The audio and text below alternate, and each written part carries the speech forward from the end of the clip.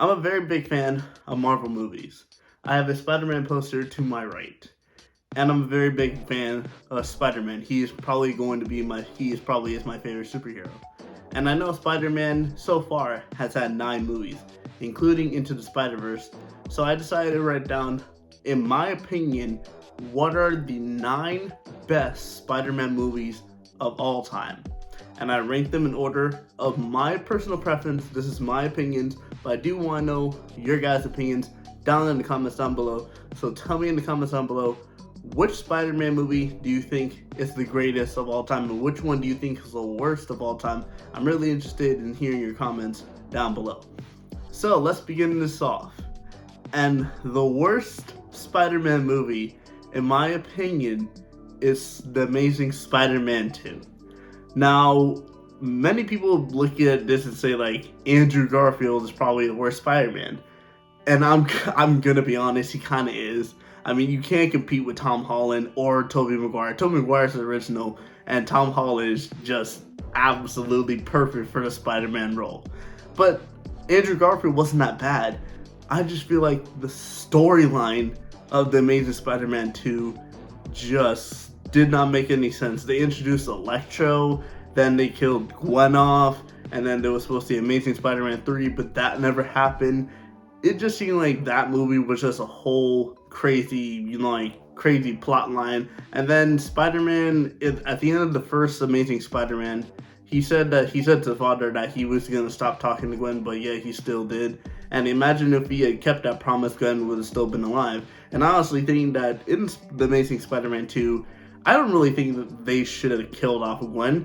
And also, how many characters are you going to ruin? Like, what was Harry?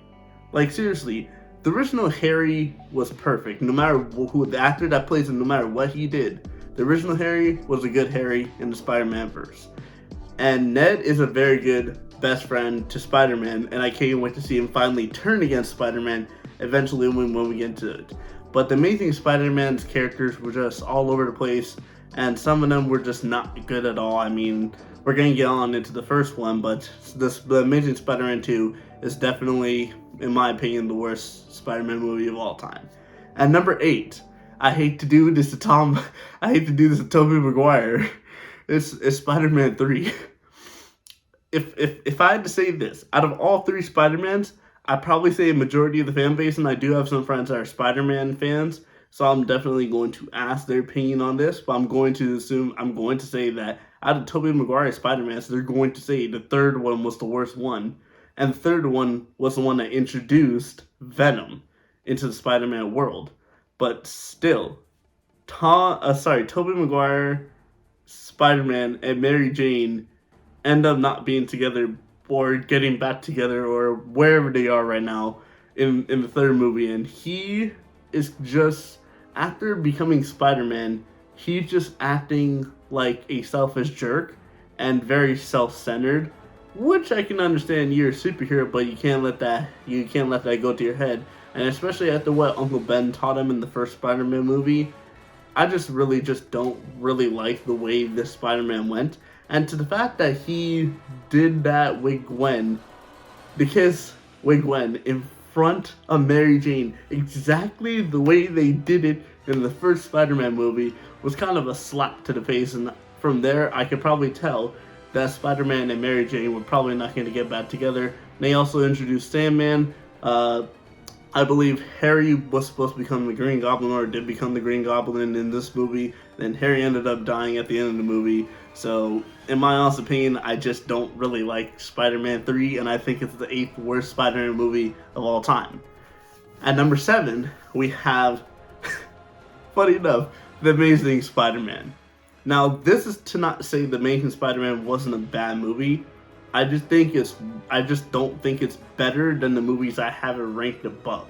So I'm gonna go very quick with this. Introducing Gwen Stacy and the Amazing Spider-Man and Andrew Garfield's Spider-Man, and the storyline they kind of had go was kind of interesting, because just the way they did. I mean, the Lizard character was kind of an interesting plot line that they put in there. But then having, like Gwen's father, the leader of the police force, tell Peter not to get Gwen involved, knowing full and well Gwen was going to do whatever she could to be with Peter because she loves him, it just kind of didn't make sense. But it's a kind of typical story. Like Peter's like, Mary Jane, stay away, and Mary Jane goes into danger. Or actually, no, Peter. Actually, it's real. In the first Spider-Man, Mary Jane did not do that. But still, Gwen Stacy, Peter's like, no, I gotta stay away from you. I promise your father, I can't do this. End of the movie. Promises are meant to be broken. So what was the point of promising him in the first place if you were gonna break the promise? I'm gonna be honest, I don't really understand that, but I don't really have that many gripes with this movie. I don't really have many gripes with other movies that are above this. But The Amazing Spider-Man is at number 7. At number 6, we have the first of Tom Holland's movies, Spider-Man Homecoming. The Vulture was a very good villain in this film. I just wanted to get off the start with that. The Vulture was a very good villain in this film. But interesting enough, they decided with the love interest to not go with Tom or Spider-Man and MJ, which was Zendaya's character, which is Mary Jones, MJ for short. But they decided to go off with the love interest, and then they twisted the love interest to where the daughter of Vulture is the one that Peter likes. So Peter has to take the daughter to prom, ends up going to fight Vulture, and then after he gets his heart broken by the girl saying that she has to move and that she didn't like that he left her there at the prom. But you gotta also realize at this point nobody really knows that Peter's a superhero besides Ned, his best friend, because Ned was obviously the first one to know when he got bitten by the spider. So Spider-Man Homecoming was a good way to just introduce Tom Holland into the world, have Tony Stark be there as Iron Man, perfect way for him to learn his powers. Like, he got his powers, he got his, suit from Tony Stark, then he started going off and being reckless. Tony took his suit away, then he started learning how to use his powers for good and not destruction, and then Tony gave him his suit back, wanted him to become Avengers. He declined, but then Tony still gave him a suit, and we obviously know where he is right now in the universe. So Spider-Man Homecoming is at number 6. At number 5, we have the first Spider-Man movie. The one that introduced us to Tobey Maguire's Spider-Man, Uncle Ben, Mary Jane, Harry, Aunt May, and I mean, one of the biggest things that I remember now, looking back at this, the cameo of Macho Man Randy Savage in that wrestling ring, and the fact that the announcer was the one that gave the name The Amazing Spider-Man, which stuck, obviously, throughout the whole of the series. So, I mean, I'm not really going to go on this much into Spider-Man. I just think Spider-Man is the 5th best movie of the Spider-Man universe of all time. So we have done 2 of Tobey Maguire's, 2 of Andrew Garfield's, 1 of Tom Holland's. So now you can tell something. We haven't even gotten Into the Spider-Verse. Into the Spider-Verse is definitely, I'm going to give it a spoiler right here. Into the Spider-Verse is in my top 3. It's one of the best Spider-Man movies of all time. And I can't wait for Across the Spider-Verse, which is supposed to be coming out this year in 2 parts. One coming out this year, one coming out next year. So I'm definitely excited for that. At number 4, we have Spider-Man No Way Home, the most recent Spider-Man movie. Now, people will say this. Cameo from all 3 Spider-Mans would put this movie in the top 3. But looking at the action and looking at the storyline, I'm going to have to say the second one is in my top 3. I'm going to be honest with that. The second one, Spider-Man Far From Home, is in my top 3. No Way Home is after the events of, Spider-Man getting his identity revealed by Mysterio.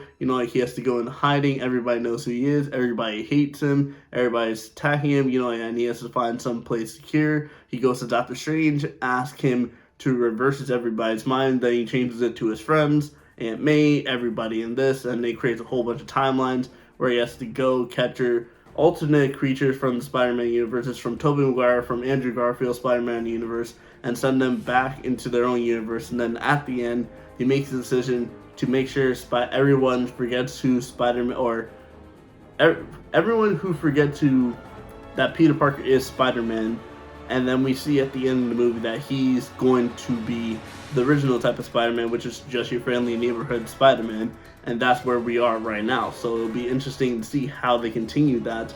But the way things are going, Spider-Man No Way Home, 4th best movie. Now we get into my top 3. And in my top 3, my 3rd place is Spider-Man Into the Spider-Verse.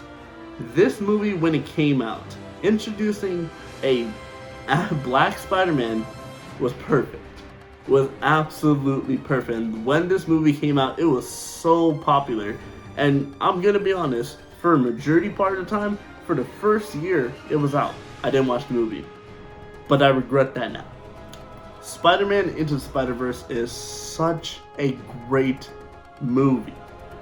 The character designs, the storyline, which is absolutely perfect. I just gotta really have it in my top 3. And I want to go into more, but I'm gonna save it because I don't want this to be a long video. Number 2, the 2nd best Spider-Man movie of all time in my opinion, is Spider-Man Far From Home. Now, keep in mind, Spider-Man Far From Home introduced Mysterio to the world, but this is also the movie that took place after the blip, and we have Tony Stark gone, we have Steve Rogers gone, we have Black Widow gone, and this is the movie where we gotta see where Spider-Man's gotta deal with the pressure of being all on his own. He doesn't have Tony Stark anymore, and the Avengers, like Thor's off with the Guardians of the Galaxy, everybody else is doing their own thing. And we gotta see how Peter does it. And then they bring in Nick Fury, and then Nick Fury's like, hey, I want you to join up, and you need to stop and ignore my calls. Meanwhile, Peter's just trying to live a friendly neighborhood Spider-Man vibe and get together with Mary Jones, MJ, which is Zendaya's character. And I just really love the plot line of the 2nd movie, having to deal with the school field trip at the same time while having to deal with the elementals, and then ultimately giving what Mr. Stark left for him to the enemy, fighting the enemy, getting his butt whooped, trying to realize that he doesn't know who to trust, finally realizes who to trust, finally realizes why Tony Stark chose him to be in the Avengers and chose him to be Spider-Man, the actual Spider-Man in the Avengers. It was just a very good storyline of how Peter come to realize, hey, things can't always be the way you want it. Things are always going to be this way. You're just going to have to deal with it, and you're just going to have to deal with the best way that you can. Now that he doesn't have Iron Man in this movie, it was just a very good storyline. I'm very happy for that. And the way they ended up with Peter and MJ being together, and then the shocking twist of Peter getting his identity revealed by Mysterio, which set up No Way Home, which is absolutely perfect to show off a twist ending like Marvel always do. But it's number 2 on my Spider-Man top 9 movies of all time. And the number 1 best Spider-Man movie, in my honest opinion, introduced one of the best characters in the Spider-Man universe. And it's clear to see because I've gone through every Spider-Man movie but one. Spider-Man 2. Tobey Maguire's 2nd Spider-Man, I think, is the greatest Spider-Man movie of all time. Doc Ock.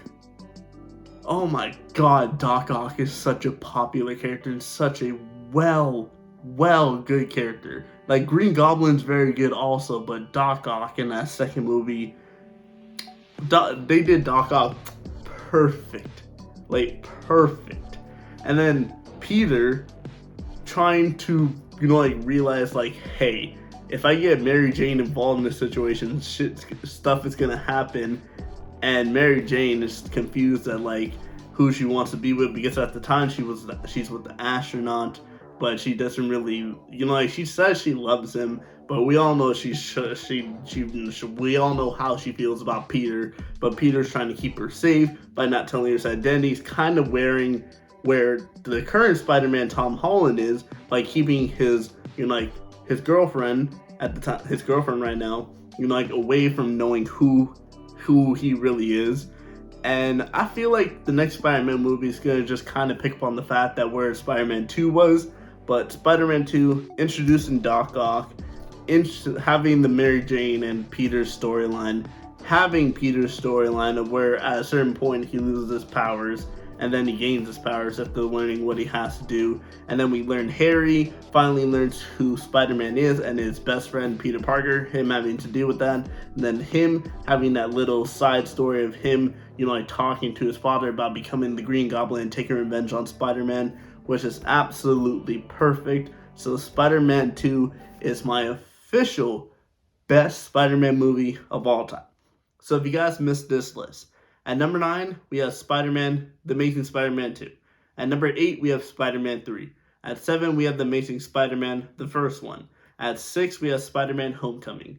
At 5, we have the original Spider-Man, the first Spider-Man, Spider-Man 1. At 4, we have Spider-Man No Way Home. At 3, we have Spider-Man Into the Spider-Verse. At 2, we have Spider-Man Far From Home. And at 1, we have Spider-Man 2. Like I said at the beginning of the video, I want you guys to tell me in the comments down below what your opinion is and what you think on my list that I gave to you. And what do you think is the worst and the best Spider-Man movie of all time? I'm very interested in seeing your comments down below. But anyway, guys, I will see you guys all later. Peace.